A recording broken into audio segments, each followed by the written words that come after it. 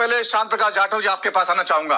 राहुल गांधी जी आज अनंतनाग में थे, उन्होंने कहा है आतंकवादियों ने मुस्लिम समाज का हितैषी बनने का ढोंग रचा और जो धर्म पूछकर जो हत्याएं की है वो कहीं ना कहीं एक साजिश थी और वो अपनी साजिश में कामयाब नहीं होने पाए, ये पूरे देश को देखना है। बीजेपी क्या कहेगी इस पे? देखिए, राहुल गांधी जी हमारे नेता प्रतिपक्ष हैं और उनका जो बयान है वो अपने आप में वर्तमान परिस्थितियों के अनुरूप है। जो हालात हमने जो है ना कश्मीर में झेले, हमारे जो नौजवान वहां पर शहीद हुए, वहां पर जो आतंकवादियों द्वारा, और ऐसे सूरत में संपूर्ण विपक्ष जो है भारत सरकार के साथ है और भारत सरकार के साथ केवल विपक्ष नहीं बल्कि तमाम मुल्क जो है वो भारत के साथ में है। ऐसे सूरत में इस आतंकवाद के खिलाफ ठोस कदम उठाने की आवश्यकता है, जिसको मोदी जी ने उठाया भी है। वहाँ का पानी जो है जिस तरीके से सिंधु जल जो संधि है उसको रद्द करके पानी रोक दिया है, बाकी सभी राजनयिकों के जो भी वहाँ के शांत प्रकाश जी, जो भी कदम सरकार ने उठाए हैं विपक्ष पूरा उनके साथ है, पूरा देश उनके साथ है, लेकिन लगातार हम देखते हैं कि फिर भी जो है तमाम लोग इस तरह की बातें कर रहे हैं, सोशल मीडिया का फायदा उठाकर दुष्प्रचार कर रहे हैं जिसका समाज में गलत संदेश जा रहा है, उसमें कुछ न कुछ बीजेपी को कहना पड़ेगा। देखिए, मैं समझता हूँ कि वो स्वयं वो लोग जो इस प्रकार का दुष्प्रचार करते हैं वो इस चीज को समझे, उनके नेता जो है वो उनको रोके, और यदि वो समझ में नहीं आया तो फिर हमारी जो एजेंसियां उनके खिलाफ जो है वो कार्रवाई करेंगी, क्योंकि ये अपने आप में विद्वेष बनाने के लिए जो इस प्रकार की पोस्ट हैं या इस प्रकार के जो हालात पैदा करे जाते हैं, तो ये भी अपने आप में एक इंटरनल जो है ना देशद्रोह की श्रेणी में आता है और उसके खिलाफ मैं समझता हूँ हमारे यहाँ की जो एजेंसियां वो उनके लोगों के खिलाफ एक्शन लेंगी और बाकी पॉलिटिकल पार्टियां भी अपने अपने जो कार्यकर्ता हैं उनको समझाएं कि इस प्रकार की बातों से कोई हल नहीं निकल रहा। जाटव जी आपके पास आना चाहूंगा। तमाम संदेश आज गए, सरकार से कहा गया कि देखिए हम हर समय आपके साथ हैं और ये जान के वाकई सरकार को भी अच्छा लगा होगा, बीजेपी को भी अच्छा लगा होगा, लेकिन आपकी पार्टी में कुछ लोग ऐसे बयानबाजी कर रहे हैं, वो लिखते हैं सोशल मीडिया पे, वो कहते हैं कि देखिए आतंकवादियों ने धर्म पूछी गोली मारी, जाति नहीं पूछी, धर्म पूछा और उसमें जो है हिंदुस्तानियों में जो भी हिंदू है उनको गोली मारी। ये जो नरेटिव है इसको राहुल गांधी जी ने अलग तरीके से पेश किया। उन्होंने कहा देखिए जो आतंकवादियों ने किया है वो फूट डालने के लिए किया है, वो चाहते थे संदेश जाए ताकि जो है दो समाजों में फूट पड़े। अगर हम इसको और आगे बढ़ाएंगे इस नरेटिव को तो देश का नुकसान ही होगा। तो ये जो लोग कर रहे हैं इसको कहीं ना कहीं रोक लगनी चाहिए। ये आपने सुना भी अभी जो है जो हमारे सारे बाकी साथी बोल रहे थे। देखिए, आप एक चीज देखें, बांग्लादेश में हिंदू जेनोसाइड हो रहा है, बहुत अच्छी तरह हम लोग देख रहे हैं कि किसी तरीके से मुर्शिदाबाद में भी आपने देखा कि किस तरीके से वहां हिंदू जेनोसाइड चल रहा है। और आर्मी चीफ पाकिस्तान के जो हैं वो जिस तरीके से बोले कि हमारा जो देश का निर्माण है वो मुस्लिम कंट्री के रूप में हुआ है और हमें सिर्फ और सिर्फ जो है मुस्लिमों की चिंता करनी है, हिंदू धर्म को हमें किसी सूरत में भी उसके खिलाफ बोले हो। और उसके बाद में ये जो घटना होती है उसमें मैं ये मान करके चलता हूँ कि जो स्लीपर सेल जो हिंदुस्तान में काबिज है पाकिस्तान के, उन्होंने उसको इम्प्लीमेंट किया और वो वहां पर जो लोगों की हत्या की, बेसिकली वो जेनोसाइड है, वो नरसंहार है, वो आतंकवाद नहीं।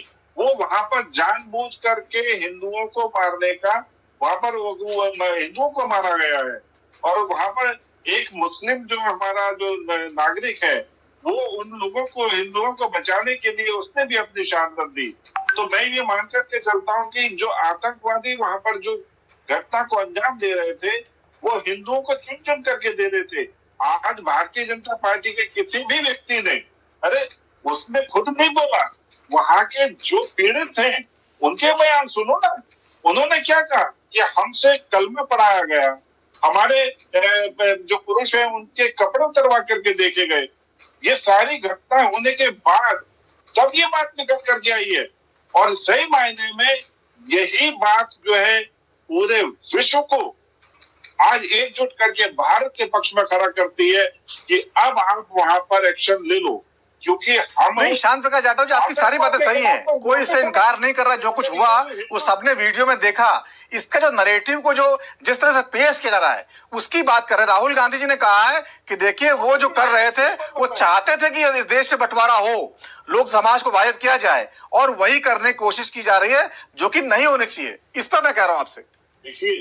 देखिए मैं वही बात कह रहा हूं कि जिन लोगों ने ये वहां पर नैरेटिव ये सब विदेश में चल रहा है, उन लोगों के द्वारा चल रहा है जो बांग्लादेश को बिगाड़ना चाहते हैं, बंगाल में स्थिति खराब करना चाहते हैं, कश्मीर में उन्होंने इम्प्लीमेंट करके दिखा दिया, और आर्मी चीफ जो है पाकिस्तान का वो उसको वहां तक बोल दें। तो इस तरीके से आप ये मान करके चलो कि ये नैरेटिव तो चल रहा कहीं ना कहीं से, और इस नैरेटिव में हम लोग किसका नुकसान कर रहे हैं? हिंदुस्तान के मुस्लिम आवाम का। हिंदुस्तान में जो कश्मीर में जो बेहतरीन माहौल बन रहा था, वहां पर जिस तरीके से टूरिज्म में, मैं आज मेरे पास कई लोगों के फोन आए कि हमने 4-4, 5-5 गाड़ियां लोन पर ले ली हैं, अब हम इसकी किस्तें कैसे देंगे। आज वो लोग दुखी हैं, उनकी हालत खराब है।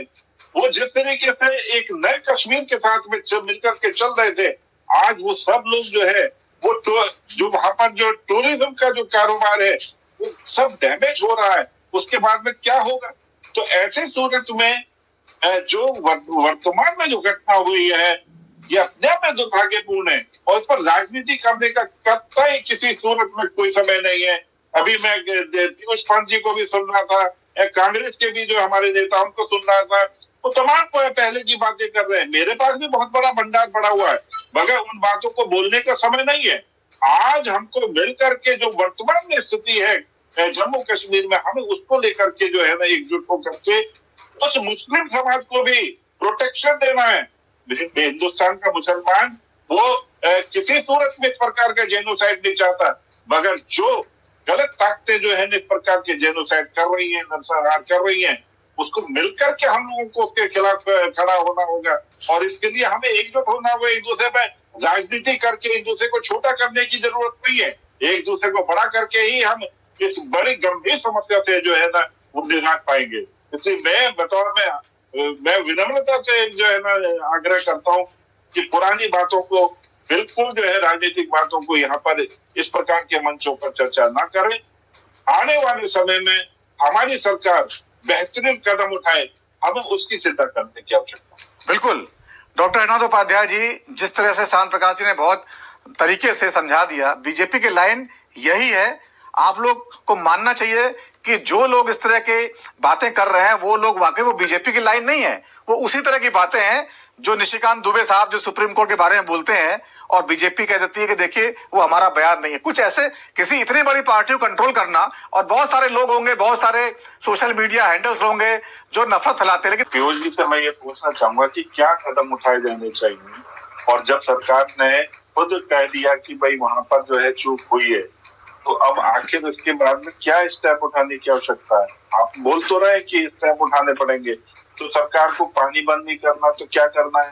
वैसे सरकारी नोटिस गया है और वो पानी बंद भी हो गया है, मैंने इसकी तफ्तीश भी करी है, और जो डैम है उसको पानी रोक दिया गया है। अब आप ये बताएं कि क्या स्टेप उठाना चाहिए इनको, क्योंकि मोहल्ले की लड़ाई तो है नहीं कि निकाला लठ और चालू हो गए, या उठाए पत्थर और पत्थर फेंकना शुरू किए। एक डिप्लोमेटिक तरीके से ही स्टेप उठाया जाएगा। अभी हमारे जो रक्षा विशेषज्ञ हैं उन्होंने बहुत स्टेप वाइज किस तरीके से कदम उठाया जाना उन्होंने बहुत स्पष्ट किया। मुझे लगता नहीं कि उस वक्त में पीयूष पंत जी इस सारे विषय को बिल्कुल शांत प्रकाश जी, समय कम बचा, मैं एक राघव साहब से कमेंट ले लूं। सरकार को क्रिटिसाइज जी बिल्कुल बिल्कुल।